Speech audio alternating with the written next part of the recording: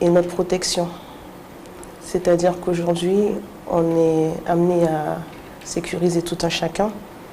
Par contre, beaucoup de collègues hésitent à défendre leur propre vie par rapport aux lois qui sont inadaptées à la réalité des choses. Aujourd'hui, il faut limite qu'on soit en train de mourir pour se défendre. La légitime défense, quoi qu'on en dise, est vraiment une loi qui est inadaptée à la réalité. De l'assassinat du commerçant Maurice Chentegnoux, cet ancien conseiller régional et président du Lions Club de Guyane. 3 individus soupçonnés de son meurtre ont été interpellés ce matin. Ils ont été placés en garde à vue par la police judiciaire. Des perquisitions ont également été réalisées chez eux. Dans l'actualité également, l'Ouest cherche des solutions pour faire face à l'afflux migratoire dans la zone. Une motion a été votée hier par les élus de Saint-Laurent-du-Maroni. Le texte prévoit la mise en place d'un centre d'accueil des migrants et souligne l'importance d'un renforcement des contrôles aux frontières. Un conseil local de sécurité et de prévention de la délinquance extraordinaire devrait bientôt se tenir en présence de tous les élus de l'Ouest. On écoute les précisions de Léon Bertrand au micro d'Elsa Gonzalez. Depuis le mois de janvier, nous avons des milliers de personnes venant de Haïti, même s'il y en a d'autres qui viennent aussi de d'autres pays, et qui arrivent là et qui sont dispersés dans la nature. Ce sont des êtres humains, on ne peut pas faire comme s'ils n'existaient pas. Aussi bien pour eux, ils ont besoin d'être accompagnés, d'être soignés certainement, que pour les collectivités, parce que demain, c'est nous qui aurons en charge tout cela. Et donc la motion vise à mettre en place un CLSPD exceptionnel, c'est-à-dire que je vais inviter en plus les parlementaires, mais aussi les maires du littoral, à venir pour réfléchir avec l'État. Et puis, je trouve dommage que le ministre de l'Intérieur, lorsqu'il est venu, malgré notre appel à l'aide, n'a pas cru nécessaire de pouvoir parler de l'immigration. L'immigration impacte tout. Vous le savez, à Saint-Laurent-du-Maroni, un groupe scolaire par an, un hôpital qui fonctionne mal, des squats partout, des problèmes d'eau potable, tout cela, bien entendu, est l'effet d'une immigration qui n'est pas contrôlée. La solidarité se met en place chez nous pour venir en aide à la population haïtienne après le passage de l'ouragan Matthew. La CTG, la Chambre de commerce et la Chambre d'agriculture ont décidé de créer un collectif de soutien aux sinistrés. Ils ont rencontré ce matin la consul d'Haïti en Guyane pour faire le point sur les besoins urgents de l'île après le passage de l'ouragan. Je vous propose d'écouter la consul et le président de la CTG au micro de Caroline Alcide. Il y a besoin en bois de construction, en tôle, en matériel de purification d'eau, et pour ne citer que cela. Sur le court terme, ils sont très, très urgents. Il y a aussi des ponts métalliques. Le gouvernement, on a fait la demande des abris provisoires pour les écoles, pour qu'elles puissent fonctionner. Et tout ça, ce sont tous ces besoins urgents. Le président nous a annoncé son aide avec toutes les institutions, toutes les instances. Et il y a aussi un projet qui était déjà en cours avec le collectif. C'est un projet qui comprend 4 aspects. Il y a un projet de moulin à maïs. Il y a aussi un poulailler. Il y a également un atelier de couture et aussi un projet de distribution de caprins aux éleveurs d'Aquin. Nous avons conçu avec Madame la Consul, mais suite également à l'entretien que j'ai eu avec le président de la Chambre de commerce et les autres chambres consulaires, Monsieur le Préfet, que nous puissions créer un collectif de soutien, d'aide auprès du peuple haïtien, en sachant que la plupart des Haïtiens installés en Guyane viennent des régions d'Aquin, d'Artibonite, ces régions-là, et qu'en l'occurrence, nous avons toujours apporté un soutien à tous les peuples de la Caraïbe, et tout particulièrement au peuple haïtien. Il y a des personnes qui vont partir en Haïti, qui vont faire donc l'inventaire, au-delà de Madame la Consul qui gère la question avec l'État, mais il faut faire, on va dire, une opération groupée, propre, transparente et efficace. Donc ça demande un peu de temps. On poursuit avec l'actualité dans la région. La vive émotion des habitants d'un quartier de Rivière-Salée en Martinique hier. Une adolescente de 15 ans s'est donné la mort à son domicile. Sa mère l'a retrouvée pendue dans la chambre qu'elle partageait avec ses frères et sœurs. La jeune fille aurait été la cible de harcèlement au CFA où elle était scolarisée depuis la rentrée. Céline Chalonneau. C'est une mère inconsolable qui s'est confiée à notre caméra. Il était 4 heures du matin lorsqu'elle fait la tragique découverte. Comme d'habitude, je me réveille la nuit pour aller les regarder. Je là tout suspendu comme ça. Inscrite en section coiffure au CFA de Rivière-Salée depuis la rentrée, Brittany aurait été la cible de harcèlement de plusieurs de ses camarades de classe. La jeune fille s'en était confiée à sa mère qui avait alors alerté l'établissement. J'ai été à l'école mardi pour voir ce qui se passait. Elle m'a dit, j'ai dit à la dame que Brittany n'a pas été à l'école parce qu'on lui a donné des coche-pattes et puis on lui dit des bêtises comme ça. Qu'est-ce que vous faites pour moi? Ils m'ont dit, on va voir ce qu'on peut faire, il faut que Brittany vienne à l'école. Elle m'a dit, maman, je suis dans la même classe toujours, je ne veux plus à l'école. J'ai appelé la dame du CFA, je lui ai dit à cause de ça, vous m'avisez si soir, vous avez pas fait la nécessaire. Dans le voisinage, c'est l'incompréhension. Brittany laisse le souvenir d'une adolescente joyeuse et serviable, trop gentille peut-être pour supporter les brimades et les insultes. J'ai demandé à Brittany de me raconter, mais vu que je sais que Brittany, c'est pas une personne qui parle beaucoup, elle se confie plus à des gens qui sont proches.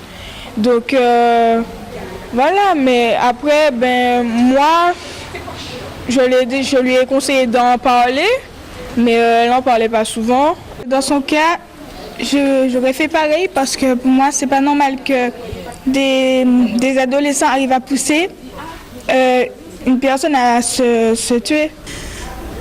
Pourquoi ça fait ça, Brittany? Pourquoi, Nani?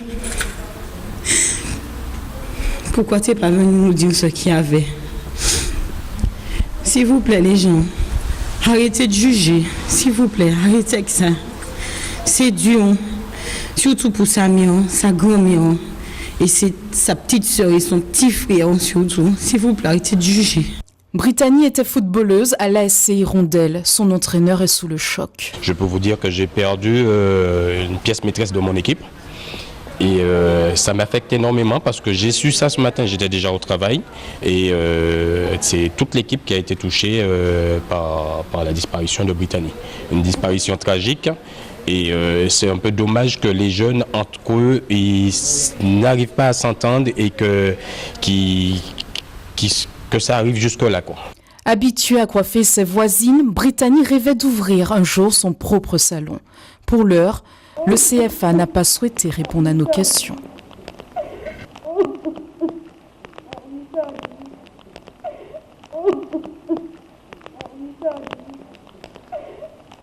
Retour chez nous, tout autre chose. À la Régie communautaire des transports, une intersyndicale s'est fait entendre ce matin. Elle souhaite que des mesures d'urgence soient prises pour la sécurité des agents. 2 jours après l'agression d'un homme lors d'un cambriolage dans les locaux, ils ont débrayé et menacé de ne pas remplir toutes leurs obligations. Explication de la secrétaire générale adjointe CDTG-CFDT. Vous savez qu'après 6 semaines d'exercice du droit de retrait, donc qui a été légitimé finalement a posteriori, un rapport de mission de la DIECT qui quand même pose les difficultés, il apparaît très clairement que parmi les risques annoncés, celui de la sécurité et de l'agression des agents est démontré aujourd'hui. Donc en attendant de savoir quelle position va prendre l'employeur, qui a des obligations, il n'est pas évident du tout que les conducteurs-receveurs accepteront de rouler avec des sacoches à partir de maintenant, tant que des mesures ne seront pas prises. Nous sommes mobilisés, nous avons utilisé un petit peu toutes les armes que nous donne la réglementation, les instances. Maintenant, nous attendons tout de même que l'employeur joue un rôle actif maintenant, ne serait-ce qu'en respectant les engagements qui ont été pris le 10 août et qui, s'ils étaient mis en œuvre, permettraient largement de décrisper le dialogue social et de rendre un tant soit peu confiance aux agents. L'entreprise qui assure la sécurité, je ne doute pas un seul instant, va exiger que les conditions soient mises, c'est-à-dire la fin des allées et venues, y compris le dimanche. Maintenir les chiens en laisse parce qu'il y a justement toujours des allées et venues. Sécuriser le dépôt d'hydrocarbures, sécuriser naturellement la régie des recettes. Sur le site même, sur les conditions physiques du site, alors là, tout le monde sait ce qu'il y a à faire. Comme promis, on parle cinéma à présent avec le réalisateur du film Le Gang des Antillais, Jean-Claude Barny, nous a rejoint ce soir. Bonsoir. Bonsoir. Merci d'avoir accepté notre invitation. On va donc parler de ce long métrage, Le Gang des Antillais, mais juste avant, on regarde une partie de la bande-annonce. The attitude they employ say it all. It's just aristocratic. Fascist police, some murder people who give them static. They'll make a cheap version of smack so they act systematic or incidental. That shit is just as tragic. I'm just emphatically and dramatically overwhelmed. Bam, no job, no money, no safety net, no health plan, no car, no home, no food on the table. No way to provide for my people, though I'm willing and able to. Proud of government assistance cause I'm feeling enable you. Pride ain't practical when you lacking the capital. Holes in my clothes, this was never a fashion show. It don't matter. Talk is cheap, I had enough of the back and forth. I'm on the verge, snapping out, trying to laugh it off. I love to work for myself, cause it sucks when you have a boss. But at least I have a job, no one has promised to have it all. Claude Barny, voilà un avant-goût de ce long métrage donc, sur lequel vous travaillez quand même depuis 5 ans. Mais quand même le livre autobiographique du Martiniquais Loïc Léry sur lequel repose le scénario, vous l'avez découvert il y a encore plus longtemps. Pourquoi avoir attendu si longtemps entre la découverte et la mise en action ? Généralement, pour faire un film, il faut à peu près 3 ans de post-production. Il faut vraiment 3-4 ans pour concrétiser de l'écriture à un film. Nous, ça a duré un peu plus de 6 ans parce qu'on a eu des difficultés financières, de trouver le financement. Puis entre-temps, j'avais d'autres projets télévisuels. Donc je suis parti sur d'autres projets. Et puis quand j'étais un peu plus libre, je me suis remis sur le gang. Et c'est vrai que c'est un sujet qui m'a touché il y a 7 ans. J'étais en train de préparer, 10 ans. J'étais en train de préparer l'écriture de Necbaron. Et j'ai découvert ce livre. Par hasard, parce qu'on m'avait proposé de faire ce film en ce temps-là. Et puis il fallait du temps, quoi. Du temps. Alors justement, le film raconte donc le parcours identitaire de 4 jeunes Antillais arrivés dans l'Hexagone dans les années 70 et qui deviendront des braqueurs de banque déçus par le gouvernement de l'époque. Les discriminations. Et les discriminations. Alors qu'est-ce qui vous a plu justement dans ce scénario ? Est-ce l'histoire avec un grand H ou peut-être l'aspect intrigue d'action de cette histoire ? Déjà, il y avait quelque chose qui s'appelle le thriller dans ce livre. Il y avait déjà une promesse d'avoir un vrai film où il y avait un engouement pour le film de genre que j'aime bien, c'est-à-dire l'effet mystère, l'effet aussi d'avoir... un peu sombre. Absolument, on s'appelle le polar directement. Et puis il y avait aussi une conscience à l'intérieur qui raconte un peu une partie de notre histoire, qui est l'arrivée des Antillais pendant l'époque du Bénudin, pendant les 30 Glorieuses en France, où on avait besoin de main-d'œuvre dite française, donc on a un peu vidé la population caribéenne de ses ressources pour avoir des postes dans l'infrastructure dans le fonctionnariat. Et puis, des personnes souvent jeunes qui arrivaient avec plein d'espoir à l'époque. Exactement. Et puis il y a une rencontre un peu particulière parce qu'il y avait une promesse quand même de rencontrer la mère patrie et on croyait qu'on était vraiment demandé et puis puisqu'on nous a demandé de venir. Et puis la désillusion, la discrimination, l'exclusion. Et puis ces 4 personnages tout d'un coup se révoltent. Il y avait aussi une épopée d'extrême gauche où il y avait quand même une révolte puissante de tous les partis et puis ils se retrouvent embarqués dans des braquages. Et puis après il y a cette rédemption de Loïc Léry par l'écriture et dont le livre qui a été tiré. Un film, donc Le Gang des Antillais, qui se veut authentique, qui se veut cru. Est-ce que vous ne craignez pas quand même qu'il ne touche que la communauté antillaise?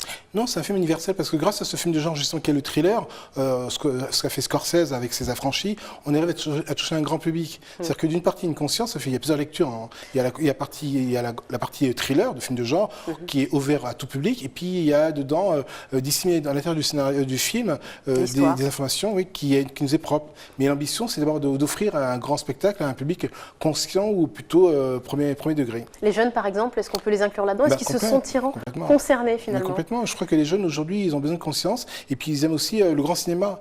Et puis aujourd'hui, nous on se pose aussi dans une question, qu'est-ce qu'on est dans ce national? Est-ce qu'on est français, pas français? Comment on nous considère, comment on nous voit? Et puis il faut qu'on puisse leur apporter des questions à ces jeunes-là. Donc le film répond en partie de la jeunesse de leurs parents, comment leurs parents sont arrivés en France.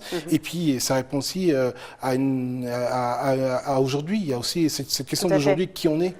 Et puis les questions aussi, j'ai envie de faire un parallèle, si je peux me permettre, sur l'afflux de migrants. C'est un peu la même épopée. On va chercher un meilleur avenir. D'abord, il y a un appel de main-d'œuvre, souvent pas cher. Et puis après, qu'est-ce qu'on fait cette main-d'œuvre? Est-ce qu'on l'intègre?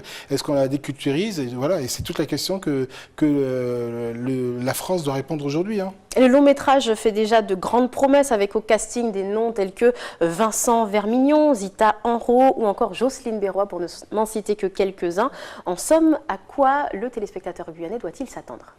Un vrai film de genre, un film d'action. Ça, c'est sûr que c'est un film où il y a des vraies promesses de frissons, des vraies promesses d'intrigue. Et puis après, il y a aussi, dedans, Gigi Apali, il y a aussi Eric Ebouané, on a Mathieu Kassovitz, Romain Boringer, comme tu l'as dit, Jocelyne Berroy. Donc c'est vrai qu'il y a un casting un peu, j'allais dire, de films de belles promesses. Ensuite, je pense que c'est un film qui est plutôt arrangé dans ce genre de film afro-américain qu'on aime bien avec Denzel Washington, si je prends un exemple.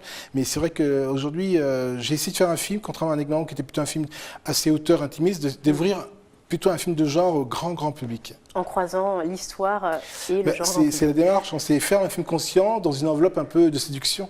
En tout cas, l'avant-première a lieu dans quelques instants au cinéma Agora. Il va falloir que vous y alliez très vite. Merci beaucoup Jean-Claude Barnier d'avoir été avec nous. On rappelle que le film sort en salle le 15 octobre et au mois de novembre pour l'Hexagone. Exactement. Merci beaucoup. On va poursuivre avec un retour dans l'ouest du territoire, à Saint-Laurent-du-Maroni, où les journées de la culture Bushinengue ont pris fin au bord du fleuve, au quartier de la Charbonnière. Hier, 3 jours pour suivre des animations orchestrées par l'association Respeki pour mettre à l'honneur les populations Bushinengue. Elsa González y était.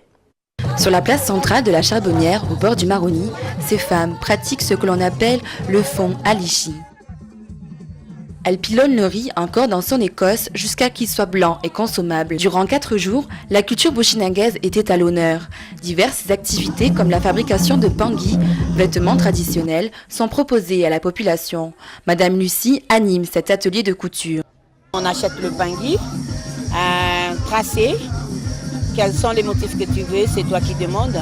Des fleurs ou bien des triangles, un peu de tout. Donc il faut faire de traits et après tu passes à la couture. Là, je suis en train de faire des triangles sur un pangui.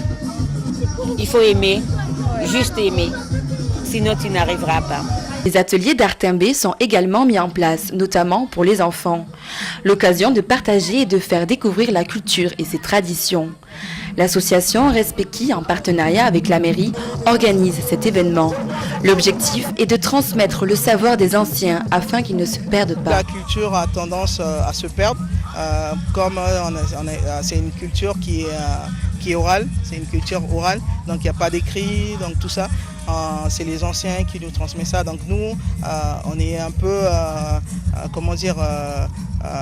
obligé de, on va dire, entre guillemets, obligé de transmettre ça à la nouvelle génération aussi, parce que nous, on a tenu ça, on tient ça de nos anciens.